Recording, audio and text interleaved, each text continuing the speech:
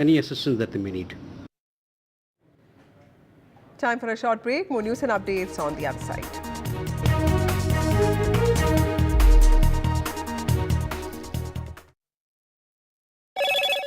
Hello, Moto. Motorola, India's best 5G smartphone brand.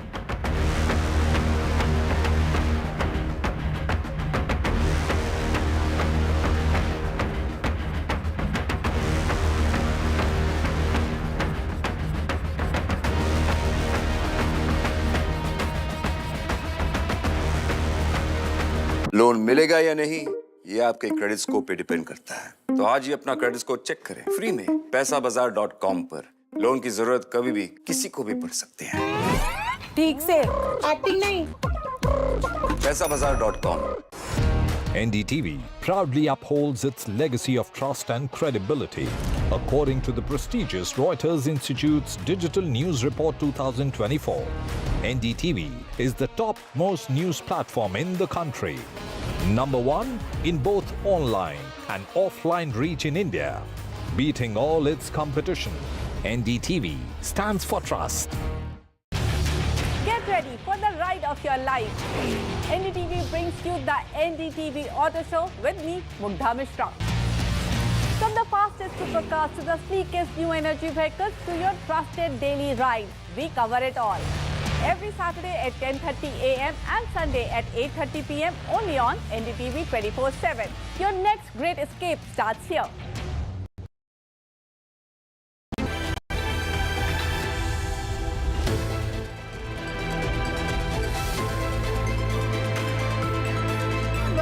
Watching India Essence with me, Gauri Dwivedi. This is a show that gets you the news and the views from the world of global politics, global economics. Let's take a look at what's making news this Friday evening.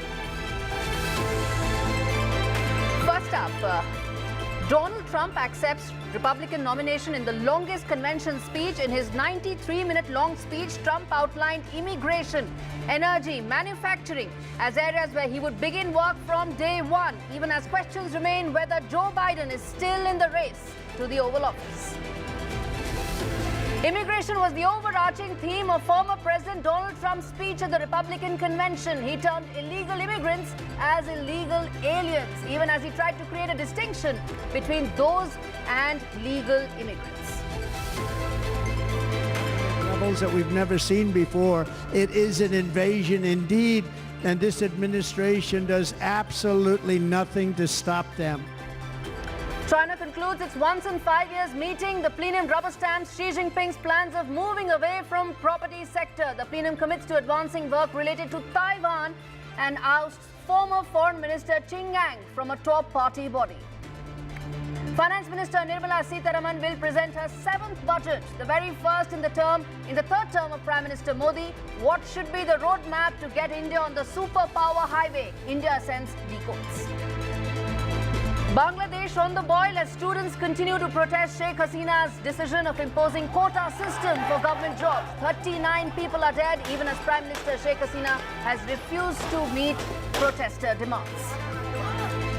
Global Microsoft outage has created chaos world over, from flights to supermarkets to banking operations. The outage has disrupted multiple sectors and threatens to lead to massive issues. India's IT Minister Ashwini Vaishnav says India is in touch with Microsoft and associates. Microsoft says underlying cause fixed, but impact still remains.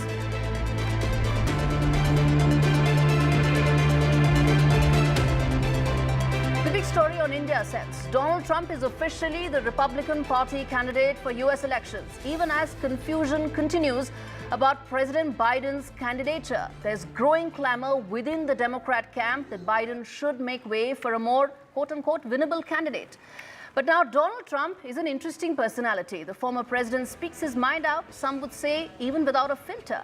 And in his 93 minutes long speech, Trump has given a roadmap of what his presidency would look like. And I decode right here what Trump 2.0 would mean for India. First is the immigration. Trump 2.0 presidency will bring in sweeping changes to the present immigration system in America. Trump's rhetoric blurs the distinction between legal and illegal immigrants. But as president, I believe this distinction will be very important, and it's more so for India. In FY 2022, India was the second largest country of origin for green card holders, just behind Mexico. There you can see on your screens. Of the little under 10 lakh people receiving a green card that year, a little over 66, just about 66,000 were from India. And as of now, there are 1.2 million Indians that are waiting in queue to get their green cards, which are complicated due to country-specific restrictions and the low annual quotas that have been put in place. And this figure is set to rise to 2.1 million people by 2030 as per present norms. And if they get any worse, then this number would balloon even more. And I believe under the Trump presidency, the 7% per country quota could probably be revisited, and that could mean longer wait lines for Indians as far as green cards are concerned. Finally, illegal immigrants, the part which causes so much of political rhetoric, the part on which elections are actually won and lost in countries like America, that you can see is also an area where Indians do have a fairly large chunk. And that could face a lot of political slugfest and I believe severe action under a President Trump's presidency. Add to it the travel ban that aims to discriminate between who can and who cannot enter in America. Now, let me point that out that India does not happen to be in these countries that will be covered under the ban, but it talks about the approach towards immigration in whole as far as Trump 2.0 is concerned. Listen in to what he said in that 93-minute long speech where all one heard was immigration, frankly. At the heart of the Republican platform is our pledge to end this border nightmare and fully restore the sacred and sovereign borders of the United States of America, and we're going to do that on day one. The greatest invasion in history is taking place right here in our country. They are coming in from every corner of the earth, not just from South America, but from Africa, Asia, the Middle East. They're coming from everywhere. They're coming at levels that we've never seen before. It is an invasion indeed, and this administration does absolutely nothing to stop them. And you're seeing it happen all the time. That's why, to keep our families safe, the Republican platform promises to launch the largest deportation operation in the history of our country. So the second impact for India will be on trade. Trump 2.0 will see him coming very hard on his protectionist plank that he spoke about. India's long pending free trade pact, I believe, could probably take longer to come through if Trump were in the Oval Office. He would insist that India should ensure a complete pass-through of all US manufactured goods and dismantle the tariff structure that we put in place. Now, that is a problem for India because India's domestic industry is not as advanced or as big as some of the developed countries, which means that the mechanism that we have to safeguard some of our interests of the Indian industry cannot be completely overcome and dismantled in one single day, something I believe Trump would make a case for. Now, the bilateral goods and services trade that India and US have is about $118 billion. India runs a trade surplus, which is about $36 billion. But you look at it from Trump's point of view, it means that there's a trade deficit of $36 billion.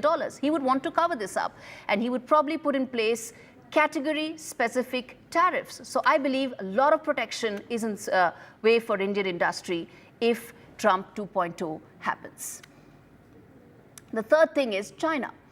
That's an area where Trump and his views match what is India's, particularly regarding security and strategic threat that Beijing poses to India, to Asia, and to the world. In fact, it was Trump who recognized the role and importance that India plays in countering China in Asia. And he was the one who renamed the US Pacific Command to Indo-Pacific Command. So there you can see that there is a meeting of minds between India and US under Trump 2.0. That's likelihood as far as dealing with China is concerned. Trump would also impose big tariffs on the Chinese goods that will be coming into America. Take a look and listen into what he said with regard to this threat. We'll end the electric vehicle mandate on day one, thereby saving the U.S. auto industry from complete obliteration, which is happening right now, and saving U.S. customers thousands and thousands of dollars per car. And if they don't agree with us, we'll put a tariff of approximately 100 to 200% on each car, and they will be unsellable in the United States. We will not let countries come in, take our jobs, and plunder our nation. They come and do that. They plunder our nation. The way they will sell their product in America is to build it in America. Very simple. Build it in America and only in America.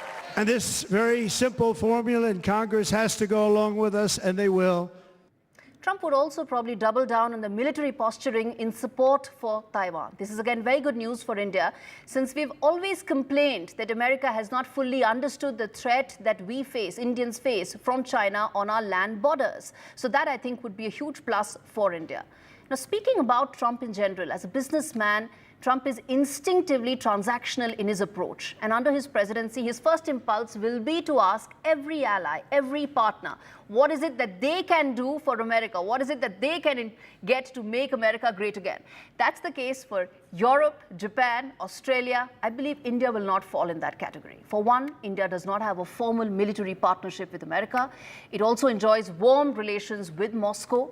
It also is the only counter to China, as I said, in Asia, and provides American goods the access that they need, a very large growing market. So Trump would not like to topple that apple cart, and he may have to curb his instincts when he is dealing with India.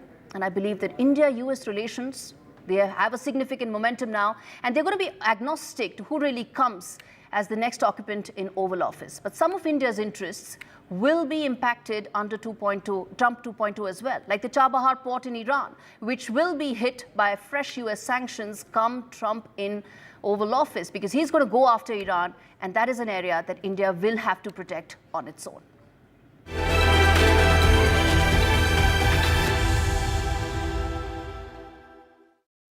All right, let's get in now. A prominent voice on the show, Dr. Sampath Shivangi, who was a delegate at the Republican convention in Milwaukee, speaking to us on what does this mean for India. Thank you so much, sir, for speaking to me on India Sense.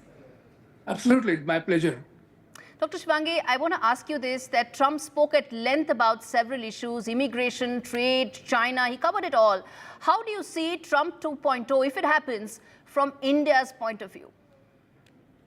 He was one of the friendliest presidents of U.S.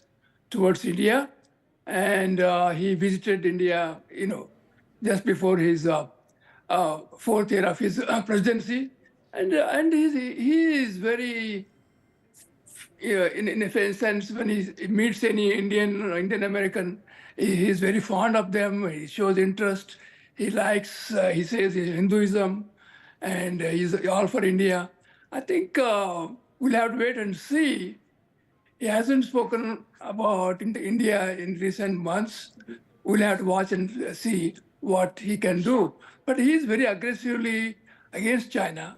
Even he has placards in the hall that he would work against China. China is America's biggest enemy. Yes. So in that one, they had balloons in the sky a year ago, and he criticized very, very strongly against Biden administration not holding America's interest. Right. So I think he'll be a tough president. I can tell you that, especially after 4 years of lapse. Dr. Shivangi, yes. Develop. Besides China, what are the other issues that you feel would bring India and US partnership closer in terms of, one is meeting of minds as far as the China threat is concerned? What could be the others? Yeah, but he's the one, actually I would say he's the architect of Indo-Pacific treaty he has with India, China, and Japan, South Korea, and the US and India. I think he will definitely, try to work that deal because he likes, I think, as I said, it was his brainchild to have this treaty. I think it will help India, especially I think it will deter China, and not only about, trying to come into India, but other neighboring nations, Indonesia, Philippines, all these countries will be watching that. Right. Dr. Shivangi, I want to ask you about the Indian community there as well. His running mate, J.D. Vance, his wife is a PIO, and you spoke also about the fact that he speaks warmly with regard to the Indian community in the US. How are they looking at Trump's candidature, and what are they expecting out of his presidency if it happens? No, I think it is the biggest boon. Usha Chinkuri, Vance, if Mr. Vance is elected, because we have another vice presidential candidate or his spouse being in the White House presidential quarters.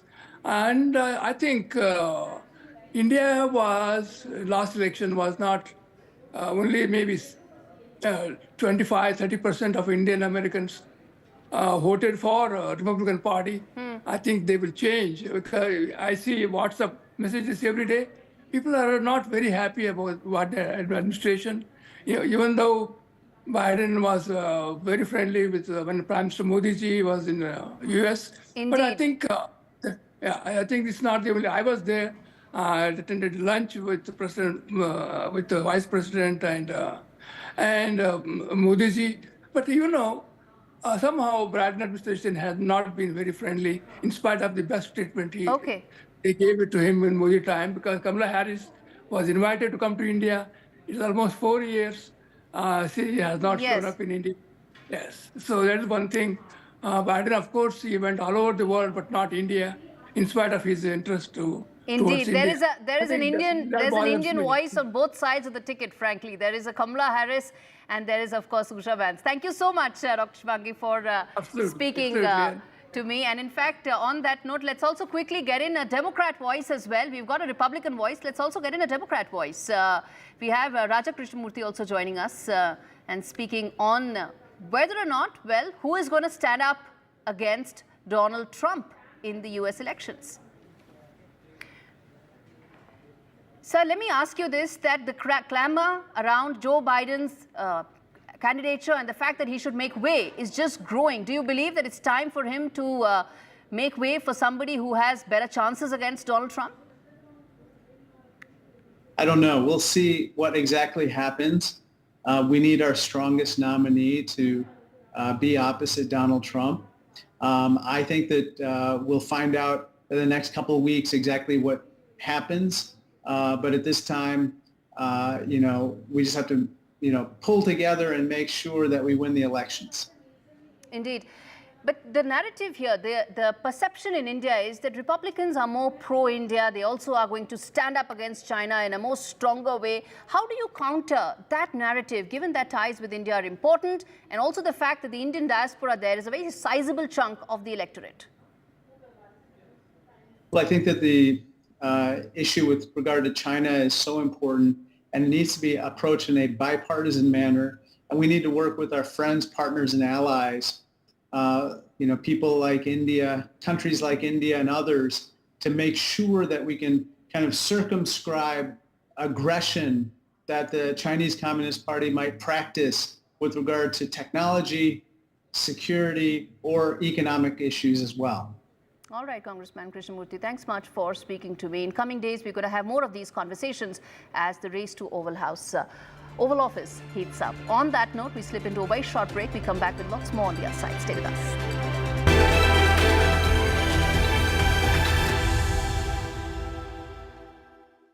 Loan मिलेगा या नहीं ये आपके credit score पे depend करता है। तो आज ही पैसाबाजार.com पर जाइए और अपना क्रेडिट स्कोर चेक कीजिए फ्री में, क्योंकि लोन की जरूरत कभी भी किसी को भी पड़ सकती है।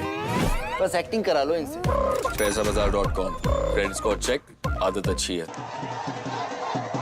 After great victory by Indian team, and today we are reporting from Mohali International Airport where we are showing these visuals. Arshdeep हमारे साथ हैं। बहुत परफॉर्मेंस आई सारे दी थे बढ़िया रिजल्ट्स मिले। We are in the city of Kanpur today because they have their champion back home, Kuldeep Yadav. Desperation for each and everyone to go there and win the World Cup, and we did it.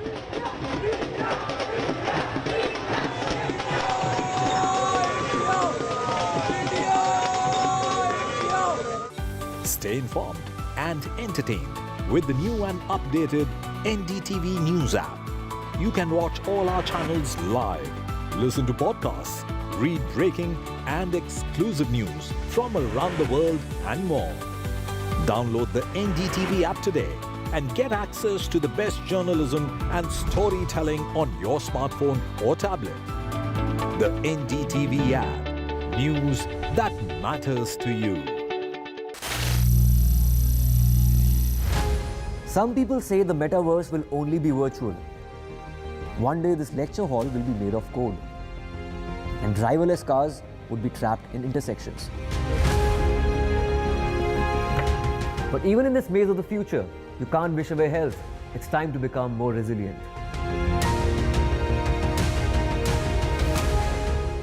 "10 years of Banega Swasth India, we have grown and achieved so many milestones.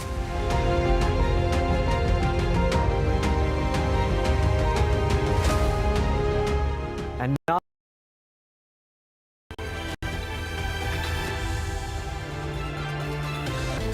Welcome back. You're watching India Ascends, the first wide-angle story that we're taking on the show.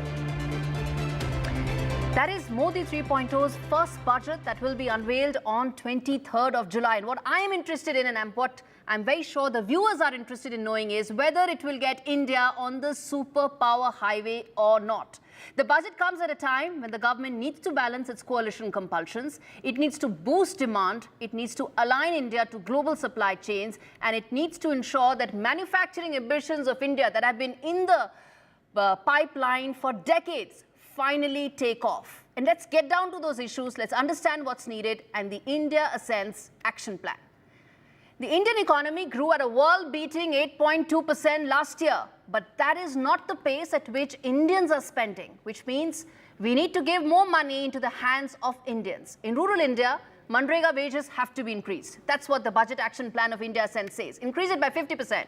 Increase it from 267 rupees per day to 400 rupees. They will spend on everything in the rural economy, from bikes to cycles to tractors. Everything will go up, including personal consumption. On the urban Indian side, tax slabs need to be relaxed. Likewise, spends have to go up, from cars to ACs to houses. Everything will go up only when people have more money in their hands. India is a consumption economy, but that doesn't mean we don't need to boost our manufacturing sector. We've got some initial successes with the PLI scheme. We've created world-class companies, and by all parameters, those numbers are telling you on your screens. Investments, sales, jobs, exports, on all parameters, the PLI scheme has been a booster shot for manufacturing. Exports have jumped, and a lot of investments have come in, but it now needs to extend to the smaller companies, MSMEs. They are the backbone of manufacturing. It doesn't sit on a handful of big corporates. It sits on those MSMEs. And that is where job-intensive sectors like leather, gems and jewelry, handicrafts, garments, all that come into play. And they need to be part of PLI 2.0 for a real game changer to happen as far as manufacturing is concerned. That's the other India Ascends action plan, which is that make PLI scheme 2.0, which extends to MSMEs and get on to some of those job-creating sectors being part of it. In this decade, Indians are set to witness the transformation of the Indian economy into a $7 trillion powerhouse by 2030. We say that, road to $7 trillion. But for that, infra investments are equally important. The government put in 11 lakh crore earlier, and they need to amp it further. Why? Because logistics are very important. Logistic costs in India is still very high. To bring that down, we need to have infrastructure investments. Here's a statistic, viewers, very important. We are still catching up on the semiconductor chain. The first chip factory that will come up at Guwahati, the Tata factory, is going to produce 28 mm of that chip, as against a 2 mm chip that Taiwan is manufacturing. Look at the journey we need to traverse. And that requires a combination of SOPs, focus, and targeted government policy. And that is how you bridge this tech gap that impacts us economically, it impacts us politically, and it needs to be closed. And I'm hoping that the revamped PLI scheme, the focus on better logistics, should be part of a plan to attract big-ticket investments. And Invest India needs to revamp further to attract those large investments like the ones we talked about in those chip factories. This budget should be a step in that direction. That's what the India Ascends action plan says.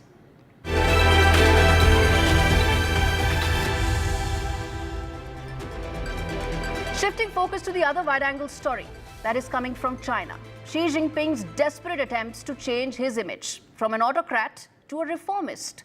He wants to be seen to be addressing the concerns of the Chinese economy that is in deep trouble.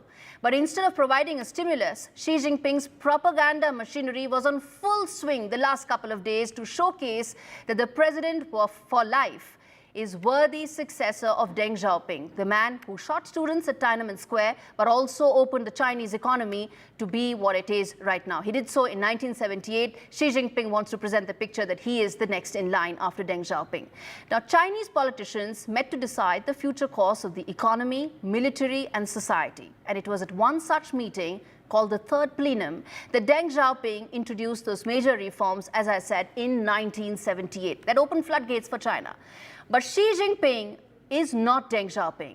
And the reason is his vision has nothing to do with taking the Chinese economy forward. It has nothing to do with making the plight of ordinary Chinese go down. In fact, Xi Jinping's fix for the economy is driven by curbing any possible challenge to his presidency, which, by the way, is for life. He has decided to move the economy away from property, since it is now a cause of social unrest, which could lead to people collectively revolting against the government's policies. 25% of the Chinese economy is tied around real estate. Almost half of the savings of people is stuck in the property market, which is seeing its worst slump in decades. And the sector is going through a crisis. Ordinary Chinese are worse off due to Xi Jinping's policies that focused on property sector for the last 10 years. But despite such acute problems, the sector was mentioned just once in the 4,000-word long communique that came out of the Third Plenum. Instead, the entire focus has been on tech-based sectors to address the economy's deep troubles, or so the Xi Jinping propaganda machinery would want everyone to believe. But the Chinese economy's problems are far from over. They could get worse if Donald Trump and JD Vance win the US elections this year, because what will follow, in all probability, will be a trade war between US and China. The shift from property that Xi Jinping is trying to do is not due to a strategy, but due to the unrest that it can cause. And Chinese politicians, remember, curb anything that can become a rallying point for people. Remember, that's the only thing that Xi Jinping has learned from Deng Xiaoping. Ensure that there are no students on the streets. And without a stimulus, economic pain may grow. Xi Jinping will have no answers. And to deflect that, he is going to create more tensions on the border with India. And Taiwan and military modernization are also part of the communique, areas that I feel will be the centerpiece of Xi Jinping's presidency as the economy falters.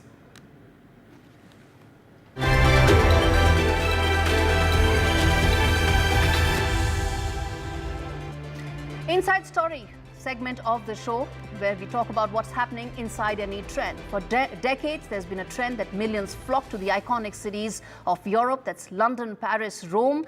But guess what? Asia Pacific is where now all tourists are making a beeline. Can India seize this opportunity? What's the trend? Take a look.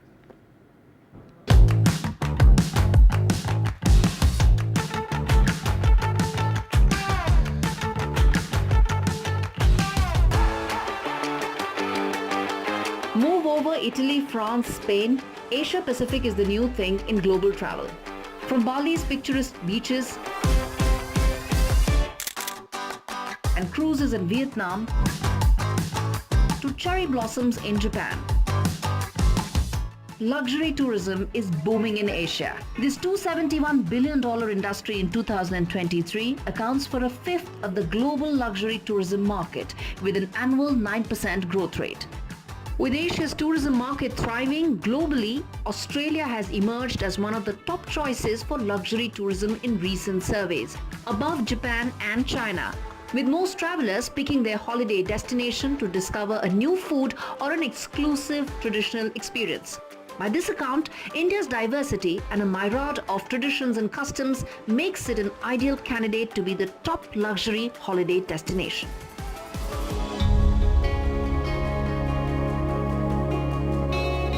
India's tourism, travel and hospitality industry contributes about $178 billion, nearly 7% to the GDP. But its tourism infra is yet to keep pace with its potential. As per WEF, India ranks 39th behind Japan, China, South Korea in the Travel and Tourism Development Index. Tourism alone has the potential to reach $125 billion by 2027, up from the present $75 billion. By 2029, the sector may account for 53 million jobs. But this is just the tip of the iceberg. India is yet to fully tap the luxury travel market. Higher investment in tourism infrastructure will establish its position as a global tourism hub. India packs the breathtaking holiday destinations from the Himalayas in the north to the Sundarbans in the east to the stunning beaches of the Lakshadweep Islands and backwaters in the south. All it needs is a revamped tourism policy. 22 years of incredible India needs to now make for a new tourism policy that promotes world-class tourism infra and world-class marketing. Incredible India was launched in 2002 to showcase the many facets of India, but it's run its course. India attracted 2.3 million tourists in 2002, which increased to just 9.2 million in 2023. In contrast, China attracts now 162 million tourists in 2019. Clearly, the scope for tourism is sky high, and Incredible India hasn't kept pace with it. With that, it's a wrap on this edition of India Sense. Thanks so much for watching.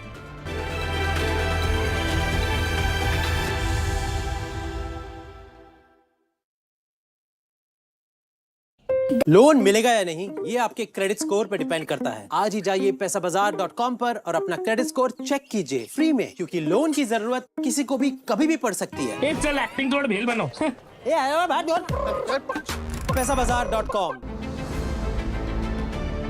MSMEs are the backbone for the country's economy. They account for 45% of exports. Frequent changes in GST tariffs and norms has proven to become a very tough issue for the small micro units. The budget should be in a growth-oriented budget. So we should bring more manufacturers into the fold of GST. Particularly for micro and small-scale industries, kindly give us a export benefit incentive to us. But for a micro or small-scale industry to go up, there should be a hand-holding mechanism which is definitely required.